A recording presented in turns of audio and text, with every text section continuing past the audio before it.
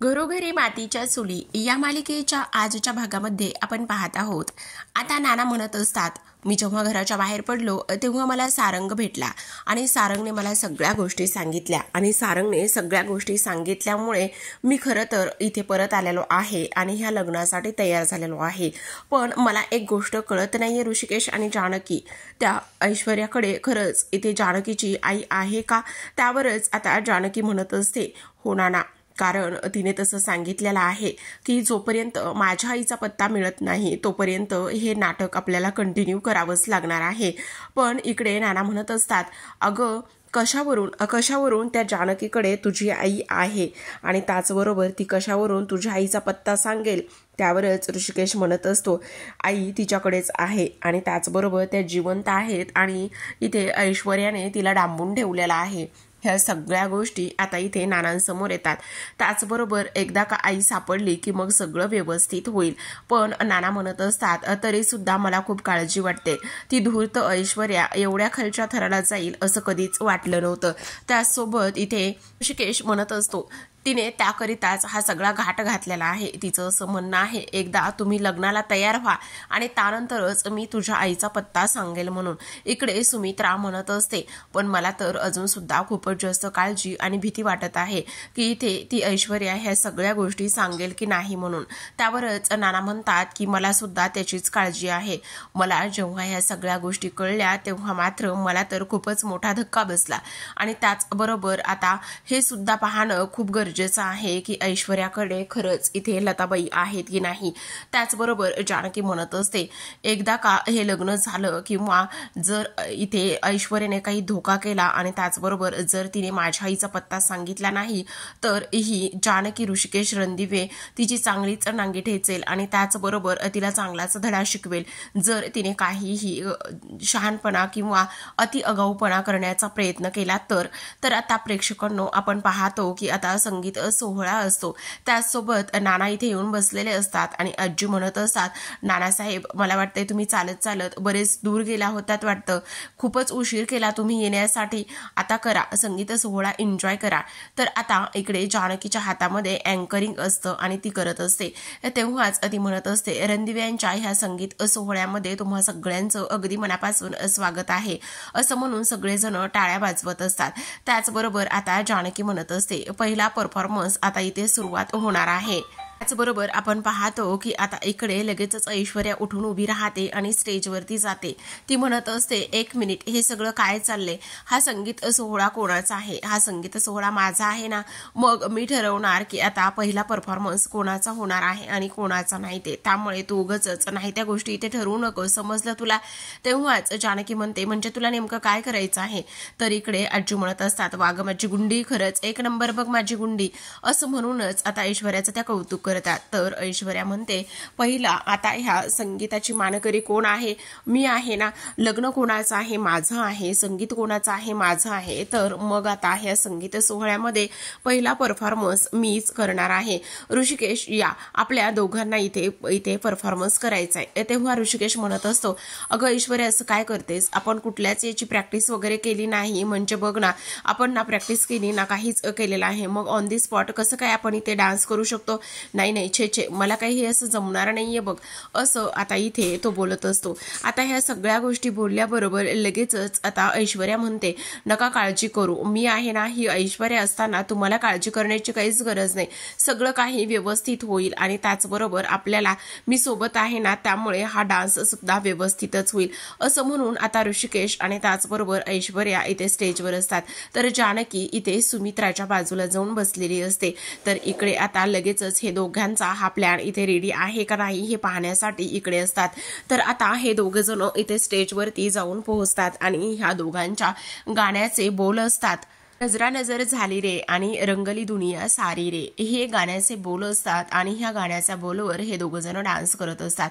त्यासोबत खरं तर इथे जानकीला माहिती असतं की इथे नक्कीच ह्या पद्धतीचा गोंधळ घालणार आहे ही, आणि त्यामुळेच आता जानकी जास्त काही बोललेली नसते आणि जानकी जास्त काही न बोलल्यामुळे आता इकडे आपण पाहतो की आता लगेचच ऋषिकेश आणि त्याचबरोबर आता इकडे ऐश्वर्या परफॉर्मन्स करत असतात। तर इकडे सौमित्र म्हणत असतो, माझं थोडंसं काम आहे आणि आणि ते काम करून मी पटकन येतो असं म्हणूनच तो बाहेर निघून गेलेला असतो। आता इकडे ऋषिकेश आणि त्याचबरोबर ऐश्वर्या नाचत असतात, डान्स करत असतात। त्याचबरोबर आपण पाहतो की आता ह्या सगळ्या गोष्टीपासून इथे जी ऐश्वर्या आहे ती अनभिज्ञ असते, म्हणजे तिला ह्या सगळ्या गोष्टी अजिबातच माहिती नसतात। काही झालं तरी सुद्धा ती ह्या सगळ्या गोष्टीपासून वेगळी असते, म्हणजेच की आता तिच्यासोबत काय होणार आहे काय नाही हे तिला माहिती नसतं। कारण इकडे जानकी आता ऋषिकेशला खानाखुणा करत असते। तर आपण इकडे पाहतो की आता जो सौमित्र आहे तो बाहेर गेलेला असतो आणि तेव्हाच सौमित्र बाहेर गेल्यानंतर तो सारंगची वाट पाहत असतो। तो म्हणत असतो हा सारंग कुठे राहिला, किती वेळ झालेला आहे, आणखी कसा आला नाही म्हणून त्याची वाट पाहत असतो। तेवढ्यातच सारंग तिथे येतो आणि म्हणत असतो काय रे तू कुठे होतास आणि किती उशीर झालेला आहे। तेवढ्यातच सारंग म्हणतो नको काळजी करूस दादा, मी आलेलो आहे आणि उशीर खूप नाही ना झाला। तेव्हा सारंग म्हणतो की तुला ज्या गोष्टी सांगितल्या आहेत त्या गोष्टी इथे तुझ्या व्यवस्थित लक्षात आहेत ना। तेव्हा आता इकडे सारंग म्हणत असतो हो दादा माझ्या सगळं काही लक्षात आहे, मला आता ह्या नाटकाचा कंटाळा आला आहे आणि त्याचबरोबर एकदा का ऐश्वर्याकडून सगळं सत्य वधवून घेतलं की मग सगळं काही व्यवस्थित होईल, तू नको काळजी करूस, मी सगळं काही व्यवस्थित करेल आणि सगळं माझ्या लक्षात आहे असं सारंग आता सौमित्रला सांगत असतो। त्याचबरोबर ऐश्वर्याच्या नाटकाचा हा शेवटचा दिवस असेल असं सुद्धा सारंग म्हणतो आणि आता आपण ऐश्वर्याकडून ते सत्य वधवून घ्यायचंच आहे। खूप झाले आता हा लपवाछपीचा खेळ आणि मला सुद्धा एकट्याला तिकडे राहून खूप कंटाळा आलाय, बोर झालाय असं इथे आता तो बोलतो। आता ह्या दोघांचा परफॉर्मन्स इथे सुरू असतो आणि ह्या दोघांचा परफॉर्मन्स सुरू असतानाच आता जानकीची त्यामध्ये एंट्री होते आणि त्यानंतर गाण्याचे बोल असतात। अगं चटक चांदणी चतुर कामिनी बोल तू हायस तरी कोण कोण कोण असं ह्या गाण्याचे बोल असतात आणि ह्या गाण्याच्या बोलावर इथे आता जानकी सुद्धा खूपच छान परफॉर्मन्स करत असते। आता थोडा वेळ डान्स केल्यानंतर ऋषिकेश तर तिथून गायब झालेला असतो, पण इथे स्टेजवर असतात ती म्हणजेच की जानकी आणि त्याचसोबत ऐश्वर्या। आता दोघी जणी मिळून इथे छानच जय्यत तयारी करून दोघीचा परफॉर्मन्स रंगलेला असतो। मध्येच जानकीने तिचा हात पकडलेला असतो आणि तेव्हा तिला धक्का दिलेला असतो। त्यासोबत धक्काबुक्कीमध्ये इथे आता हा डान्स इथे सुरू असतो। सगळेजण हा डान्स इथे एन्जॉय करत असतात आणि सगळेजण डान्स एन्जॉय करत असताना खरं तर आता इकडे जानकीने बाजी मारलेली असते, कारण आता इकडे जानकीने चांगलाच कमरेचा ठसका मारतच ऐश्वर्याला खाली का पाडलेलं असतं।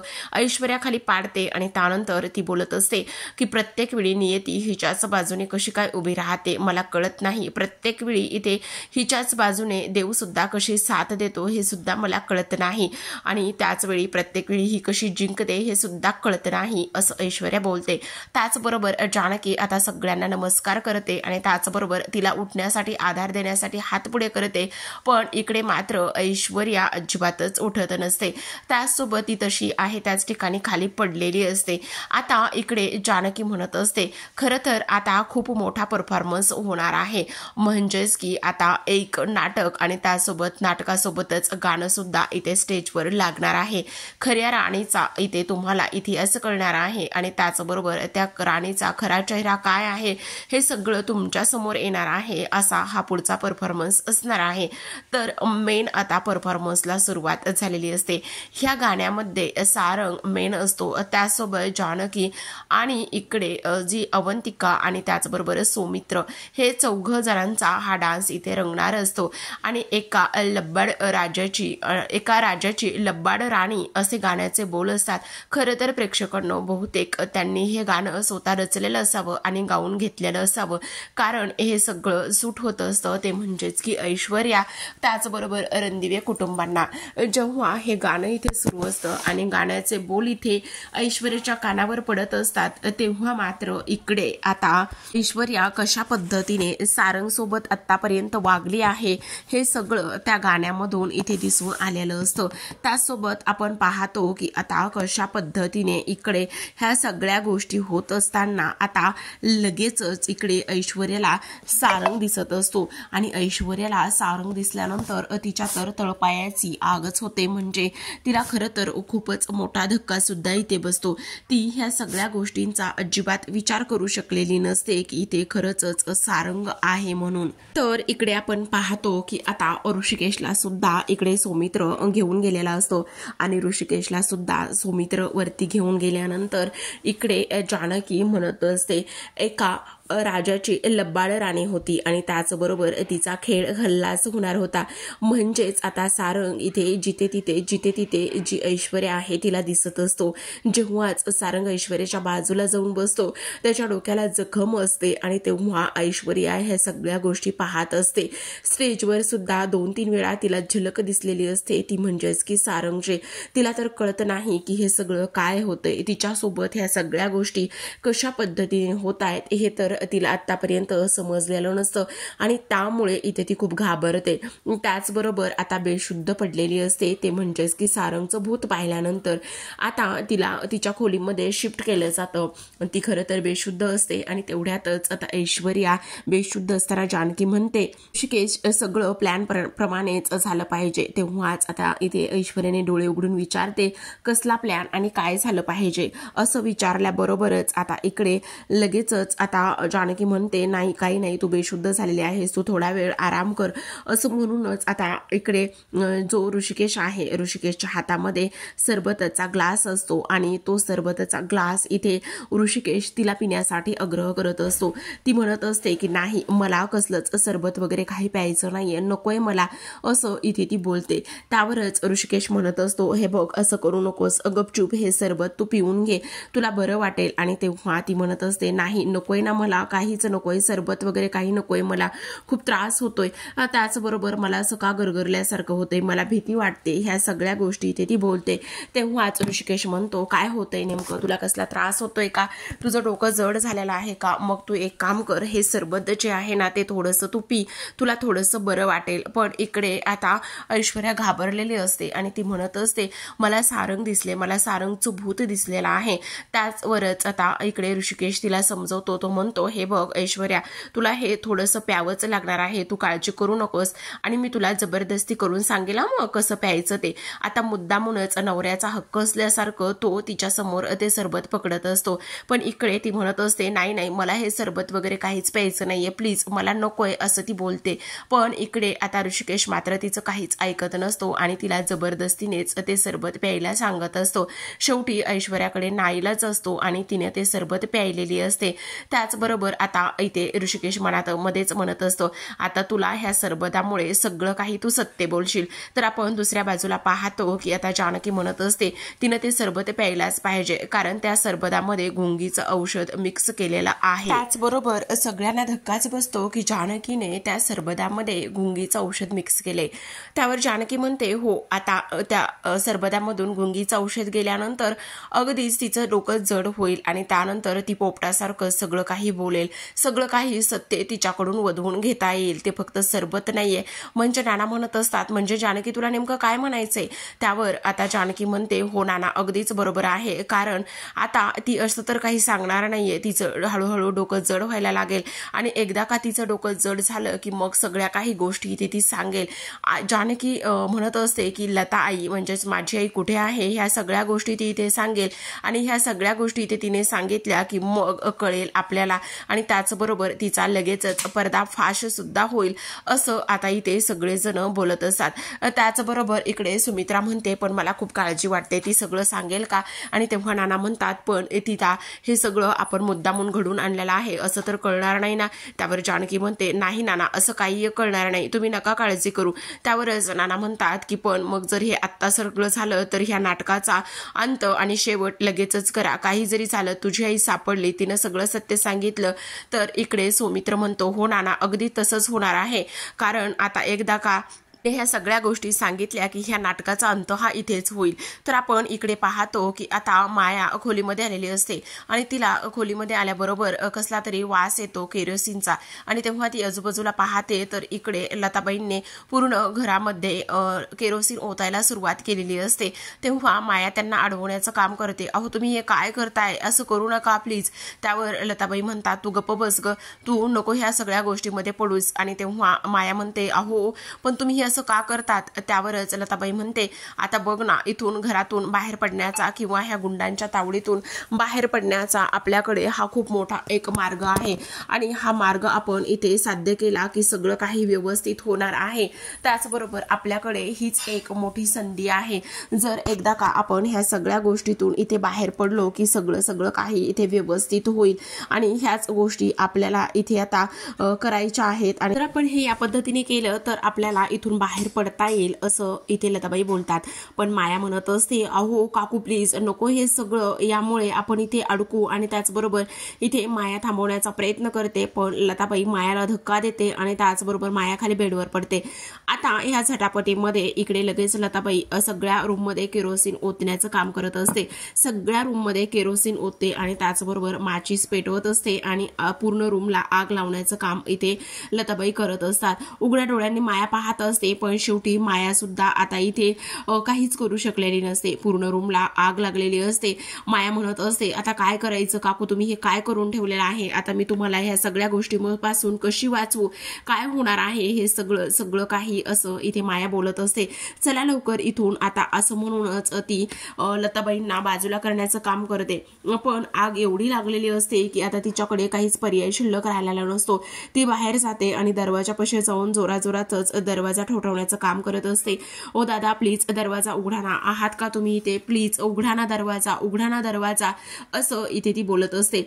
तेव्हाच इकडे आपण पाहतो की आता ते बाहेरचे गुंड असतात ते आतमध्ये येतात आणि आतमध्ये आल्यानंतर ती आग विझवण्याचा ती लोक काम करत असतात। आता लगेचच लताबाईंच्या डोक्यामध्ये विचार येतो, काही झालं तरी सुद्धा आता ह्याच संधीचा आपण फायदा घेतला पाहिजे आणि ताबडतोब इथून पळ काढला पाहिजे, कारण तो माणूस तोपर्यंत किचनमध्ये गेलेला असतो। आणि तेव्हाच लताबाई म्हणते, हे बघ माया, आता आपल्याकडे हीच एक संधी आहे, घराला आग लागली ना मग आपण इथून आता निसटूयात, आपण इथून पळून जाऊयात। तर आता प्रेक्षकांनो, आजच्या भागामध्ये एवढं, उद्याचा भाग पाहायचा असेल तर नक्की चॅनलला सबस्क्राइब करा। उद्याच्या भागामध्ये आपण पाहतो की आता इथे ऐश्वर्याला दिलेल्या सरबतामुळे तिचं डोकं जड झालेलं असतं आणि तेव्हा जानकी ऋषिकेश तिच्या खोलीत येतात। जानकी म्हणत असतात, बोल ना, बोल ऐश्वर्या, माझी आई कुठे आहे, लताबाईंना कुठे ठेवलेला आहेस, तू बोल ना, बोल ना। हे सगळं काही बोलत असताना आता इकडे मात्र ऐश्वर्या म्हणत असते, नाही माहिती मला कुठे आहे, तर मला नाही माहिती ती जिवंत आहे का मेली आहे, तर ह्या सगळ्या गोष्टी इथे ती बोलते। त्याचबरोबर आपण पाहतो की लताबाई आणि त्यासोबत माया गुंडांच्या तावडीतून तिथून निसटलेल्या असतात। आता इकडे माया म्हणत असते, काकू आपण आता कुठे जाणार आहोत, आता ती गुंड तर आपले पाठलाग करत आहेत। इकडे ती गुंड म्हणत असतात, तुम्ही तिथेच थांबायचं आहे, असं म्हणून ह्या दोघी पुढे पळत असतात, तर ते गुंड आता त्यांच्या मागे मागे पळत असतात। त्याचसोबत प्रेक्षकांनो, हे पाहणं खूपच इंटरेस्टिंग असणार आहे की आता लताबाई आणि त्याचबरोबर माया त्या गुंडांच्या तावडीतून निसटून पळून जातील का, त्याचसोबत इथे गुंडांच्या तावडीतून सुटलेल्या लताबाई आणि माया कुठपर्यंत जाऊन पोहोचतील हे पाहायला पुढील भागात मिळणारच आहे। पण सोबतच इकडे आता जी ऐश्वर्या आहे, ऐश्वर्याने तर आता काहीच सांगितलेलं नसतं, तिने फक्त एकच गोष्ट सांगितलेली असते की मला नाही माहिती लताबाई कुठे आहे म्हणून। मग आता ती खरं बोलते खोटं बोलते ह्या गोष्टी तर आता इथे माहिती नसतात। त्यामुळे सुमित्रा म्हणत असते, ह्या सगळ्या नाटकाचा काय फायदा झाला, आता काय करायचंय, ऐश्वर्याने तर काहीच सांगितलेलं नाहीये।